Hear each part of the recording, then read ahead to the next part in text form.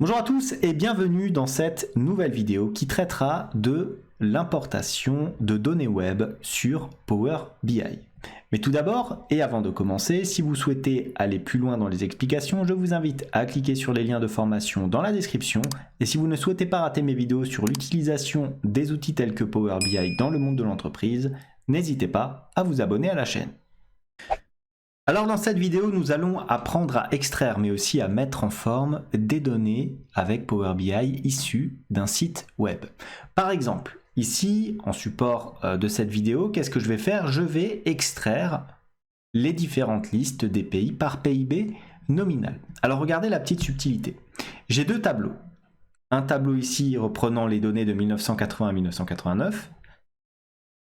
Et en dessous, un tableau reprenant les données de 90 à 99. Comme vous le savez, il n'y a pas les mêmes pays entre ces différentes décennies, notamment au niveau de l'Allemagne et de la Russie. Donc on va apprendre à extraire ces tableaux, mais aussi ensuite à les mettre en forme et à enlever les erreurs dans Power BI. Donc comment est-ce qu'on va faire? On va passer bien entendu par l'import de données HTML. Alors HTML, qu'est-ce que c'est? C'est le langage de programmation qui sert à mettre en forme et à programmer des sites web. Si vous voulez voir à quoi ça ressemble, c'est très simple. Dès que vous êtes sur une page internet, vous faites un clic droit tout simplement et vous cliquez sur code source de la page. Et là, ce que vous voyez apparaître, c'est bien entendu un code donc HTML avec les différents types de classes et les différents objets que cela va ramener à votre page. Eh bien oui, Power BI est capable de lire ce code-là et d'en rapporter les différents éléments pertinents. Donc pour ce faire, on a besoin de quoi? On a besoin de copier tout simplement ici le lien de la page. Une fois qu'on l'a copié, on va bien sûr dans notre Power BI classique. Et dans notre Power BI classique, qu'est-ce qu'on a? On a dans les données, donc dans les types d'importation de données, on a ici obtenir des données et qu'est-ce qu'on va sélectionner? On a bien entendu Excel, c'est pas un Excel, jeu de données Power BI là non plus, Dataflow, Dataverse, SQL, Analysis, texte et web. Tiens, ça ressemble à ce qu'on pourrait éventuellement importer. Je clique donc sur obtenir des données à partir du web.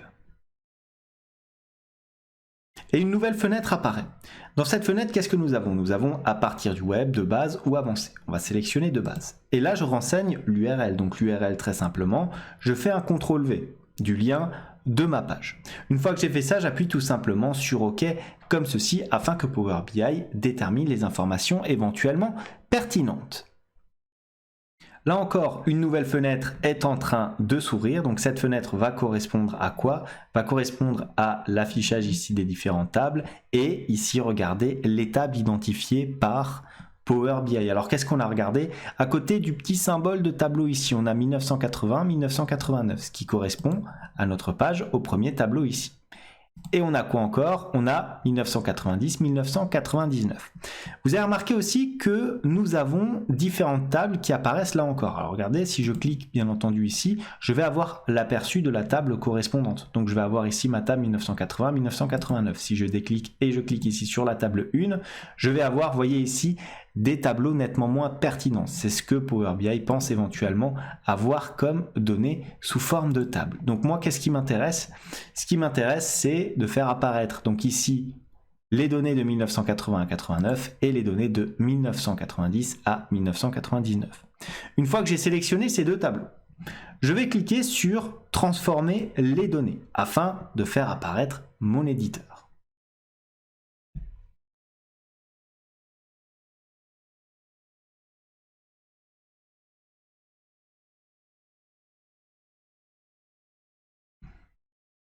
Voilà donc mon éditeur et qu'est-ce qu'on a? On a nos deux tables. Donc ici la première table et ici la deuxième. Enfin plutôt la première ici et la deuxième ici. Qu'est-ce qu'on constate à première vue? Déjà on voit que, alors élément assez intéressant, il y a quand même de la mise en forme à faire une fois que vous avez importé des tables. Vous avez de la mise en forme notamment où? Au niveau des intitulés de vos différentes colonnes. Parce que soyez attentifs, ici vous avez colonne 1, 2, 3 et ainsi de suite. Alors que regardez, l'intitulé se situe en réalité ici à la ligne 1 de votre tableau. Donc qu'est-ce que je vais faire? Je vais me placer ici, regardez, dans le groupe transformé. Qu'est-ce que j'ai dans ce groupe-là? J'ai la possibilité d'utiliser la première ligne pour les en-têtes. Bah, c'est parfait, je clique dessus. Et qu'est-ce que j'obtiens? J'obtiens maintenant, regardez, les en-têtes comme elles devraient être. Bien sûr, je le fais pour ma deuxième table, hein, donc pareil, je clique ici, utiliser la première ligne pour les en-têtes, et maintenant j'ai harmonisé mes deux tableaux. J'ai bien uniquement les pays ici, et ensuite les différents PIB qui apparaissent. Une fois que j'ai fait ça, qu'est-ce que je vais faire? Je vais vouloir fusionner les différents éléments. Alors comment est-ce que je vais fusionner? Je vais avoir, bien entendu, ici je vais sélectionner ma première table et regarder. Vous le connaissez maintenant si vous êtes habitué de la chaîne, on a le groupe ici, combiné. Et dans le groupe combiné, on a fusionné des requêtes. Je clique donc sur fusionner des requêtes. Très simplement, puisque je souhaite fusionner deux tableaux. Alors, qu'est-ce que j'ai comme élément? Sélectionner une table et les colonnes correspondantes pour créer une table fusionnée. Donc ça, c'est mon premier tableau, je suis content. Je vais sélectionner cette colonne-là, puisque je souhaite faire en sorte que la jointure se fasse à partir de cette colonne.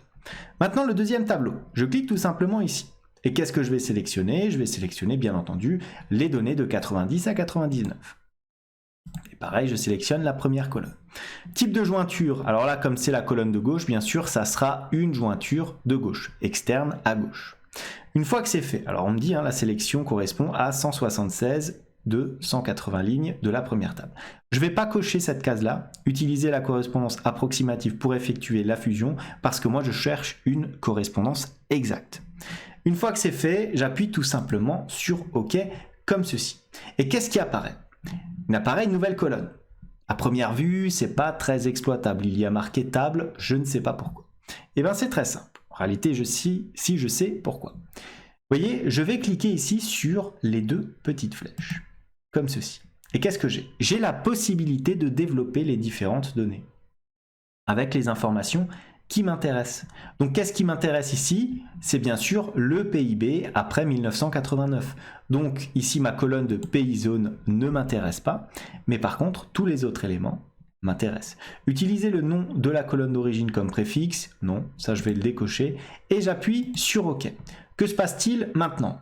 Ben, vous avez remarqué qu'après maintenant le PIB de 1989, j'ai PIB 90, 91 et ainsi de suite. Maintenant, un autre petit élément assez intéressant à prendre en compte. Vous avez remarqué ici au niveau de la nature de la colonne. Que veut dire le ABC? Ça veut dire que c'est considéré, tout simplement, la colonne est considérée comme une colonne au format texte. Ce qui risque d'être un problème. Si je souhaite faire de la mise en forme, si je souhaite ensuite créer des graphiques, ça va être compliqué de faire des graphiques chiffrés sur des éléments de texte. Donc qu'est-ce que je vais faire? Alors première colonne, c'est les pays, bien sûr, c'est du texte, pas de problème. Ensuite ici, qu'est-ce qu'on a? On a le PIB en 1980. Alors ça, c'est pas du texte. Donc je vais changer le format en cliquant sur ABC tout simplement. Je vais prendre nombre décimal, comme ceci. Et qu'est-ce qui se passe? Vous avez remarqué qu'il y a des erreurs. Donc s'il y a des erreurs, qu'est-ce que je fais? Je peux par exemple éliminer les erreurs. Alors vous allez me dire comment? Eh bien c'est très simple, je fais un clic droit sur la colonne et je clique tout simplement sur supprimer les erreurs, comme ceci. Voilà. Alors c'est très simple, si dans la vie on pouvait faire toujours comme ça, on irait beaucoup mieux. Ensuite, bien sûr, je peux faire cette manipulation pour l'ensemble des autres colonnes. Hein. Regardez, je change, je passe en nombre décimal comme ceci. Voilà, donc pareil, vous voyez le petit trait rouge ici signifie qu'il y a une erreur. Donc, pour la supprimer, comme d'habitude, on peut par exemple supprimer les erreurs ici. Voilà, et regardez maintenant, on n'a que des lignes vertes. On fait pareil avec les différents éléments, donc nombre décimal, on change éventuellement tout ça. Là, vous avez remarqué, alors est-ce qu'on a une erreur? On n'a pas d'erreur, donc pareil, nombre décimal.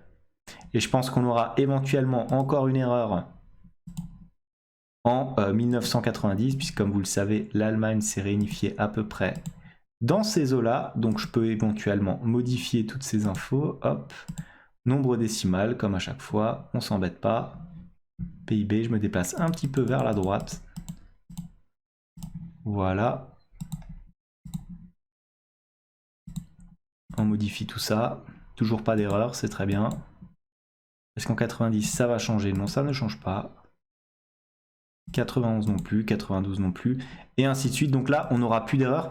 Donc ce que je voulais vous montrer, c'est que même lorsque vous importez des données du web, ce qui peut être très intéressant, puisque vous n'aurez pas à mettre à jour l'ensemble des données comme cela serait le cas par exemple sur Excel, il va falloir faire du retraitement directement dans vos fichiers ensuite, notamment vous l'avez vu hein, en termes d'intitulé de ligne, toujours vérifier ces éléments-là, et la nature bien sûr de la colonne, est-ce qu'il s'agit de texte ou d'éléments chiffrés.